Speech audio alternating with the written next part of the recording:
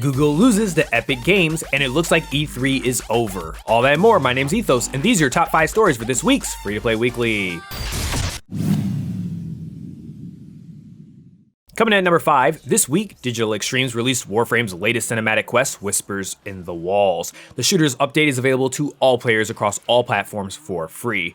You'll be able to head back to the planet Deimos and investigate an abandoned laboratory of Elbrech Eltrati and solve mysteries of the past. In addition to adding to the game's narrative, the update introduces cross-platform save. That's great news for all, and it will roll out in waves. The game's 55th Warframe, Corvex, is also introduced this week, along with a brand new enemy faction. Players will also meet a secret syndicate as well.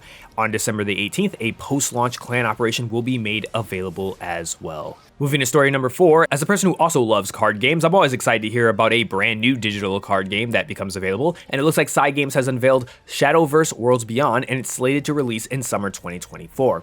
This game will be available on iOS, Android, and PC with the additional in-app purchases. Features include super evolution mechanics, allowing players to evolve cards into more powerful forms. Additionally, the Engage button activates a new amulet ability, offering strategic depth to the gameplay, and the title will feature classes such as Forcecraft, Swordcraft, and the new Abysscraft, each contributing to diverse deck-building possibilities. The game also introduces brand new main characters for Portalcraft and Forestcraft, and players can explore an in-game world using a custom avatar. Moving into story number 3, Palia is now available on Nintendo Switch this week. The MMO, which originally launched on PC in August 2023, features a captivating world, deep lore, and unique cozy gameplay mechanics. And it looks like now the game is offering full cross-play and cross-progression support between Nintendo Switch and PC. The game emphasizes relaxation, community, and meaningful in-game connections over combat in its shared world online multiplayer experience. And moving into story number 2, it looks like Epic Games got another W. In the Epic Games and Google case, the jury has ruled that Google unlawfully operated a monopoly in its Google Play App Store and Google Play billing service. The verdict determined that Google has a monopoly of power in both Android app distribution and in-app billing services market.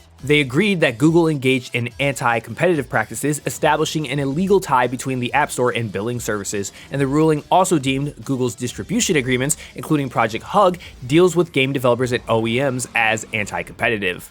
While the specifics of the remedies are yet to be determined by the judge, Epic Games does seek a ruling that grants app developers the freedom to establish their own app stores and billing systems on the Android platform. The case has significant implications for the future of Google's App Store, potentially altering the landscape of app distribution on Android devices. This decision follows a previous legal battle between Epic Games and Apple, where Epic had less success in challenging Apple's App Store practices. And coming at number 1, your biggest story this week. For quite a few years now, especially post-COVID, we've been talking about how E3's been dying. In a lot of ways, it's been dead for a while, despite attempts by the ESA to keep it running. What started out as a few places for developers to introduce their products to the world found itself in competition with more focused and more fan-friendly events. Developers found out it was easier and probably more cost-effective to host their own events where they wouldn't have to compete with everyone else on the floor. This was better for fans as well, who might only be interested in specific games. Streaming became more viable, making the cost of even leaving unnecessary. In the midst of all this, COVID hit, and there weren't going to be any events possible.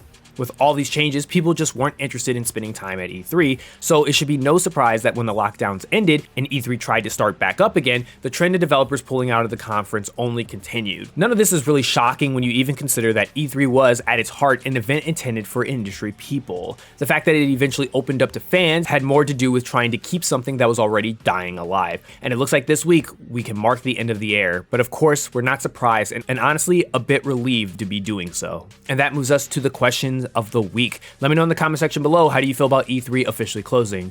Do you feel like this is a sad thing, happy thing? I've been blessed enough to go to E3 a couple times in my life. It was really a unique experience that I think I'll treasure forever, but I'd love to know your thoughts in the comment section below. And these are your top 5 stories for this week's Free-to-Play Weekly. Don't forget to check out mmorpg.com for giveaways and the latest news. My name's Ethos, and I'll catch you guys later. Peace out, everyone.